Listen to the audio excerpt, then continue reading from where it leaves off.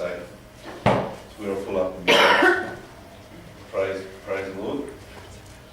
So that's where we're at. We take the word, I'm honestly, and I'm guilty for it. I'm as guilty as anyone for it. I've had people tell me about the widow and to look after the widow.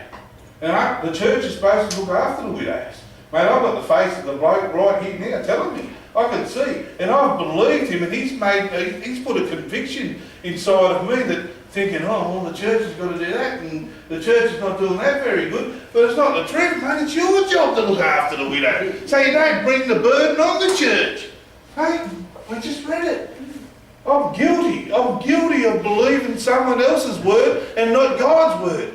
It was like the word, but it was not the word. This is why we've got to read the word ourselves. This is why we've got to meditate on the word day and night ourselves, so that we can come to the understanding that we have the knowledge of the word of God and not someone else's knowledge of the word of God inside of us.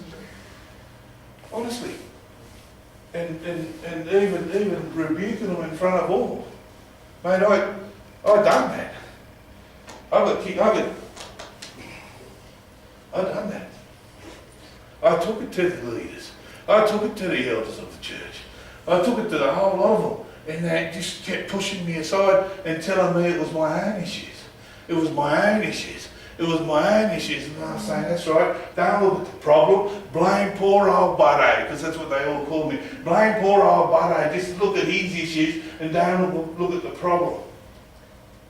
I'm telling you, 15 months, I got up in front of it.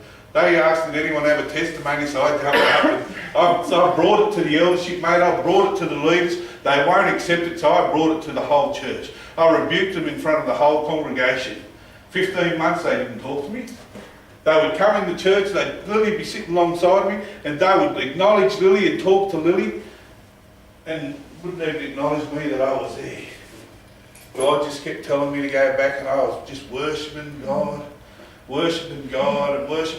every Sunday night, every meeting I'd go to, and then all of a sudden, one Sunday I was in the middle of worship, and God said, it's finished.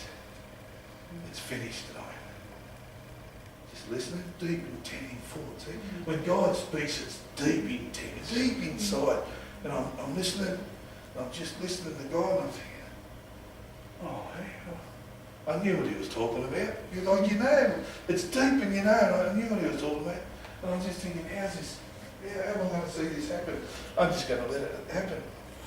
And the next morning, 8 o'clock in the morning, knock on the door. Senior pastor of the church come and repented to me. All of them started knocking on my door from 8 o'clock onwards in the morning. 15 months later, not the next day, 15 months later, the next day after God spoke to me that it was finished, they came and knocked on the door. So I went for a bit for 15 months. And then all of them come and repented. And I found out, why are they doing this? Why have they done this? What's been the thing that's caused them to do this? And this other brother, he came along and he told me, hey Lily, I tell you what I told him to deal with lust, mate. I told him, get this lust and deal with it, mate. I rebuked it and I spoke about it. You know what happened? The one that I was speaking about raped the pastor's daughter and got her pregnant. This is why they come to repentance in me. God don't lie. If you hear from God and he quickens in your spirit, mate, you speak it. You speak it. And if they hate you for 15 months, let them hate you for 15 months, because he loves you and he will honour you for standing by what he says. Honestly. And I had 15 months, I stood by what God had said to me, and then all of a sudden it was opened up and everyone was running to me, patting me on the back, telling me what a good bloke I was. And I'm thinking, what's going on here? What's happening? Because 15 months later, they could have listened and it could have been stopped. Earlier, 15 months earlier, they could have listened and it could have been stopped, and they were now walking with their guilt, their shame, and their guilt. And God had set me free to where I am today, mate. I'm on top of the mountain in that situation. I'm telling you.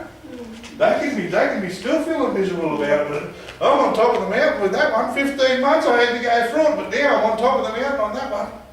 Hey? And that's how it is. If you hear from God, mate, let it be deep in your spirit and you stand on what you hear. Don't go against it and don't let anyone come and persuade you or nothing. Get into your word, read the word, make sure that God confirms it through his word and exactly from God, mate, and you stand on that. And don't stand on anything else other than that, because that is the truth.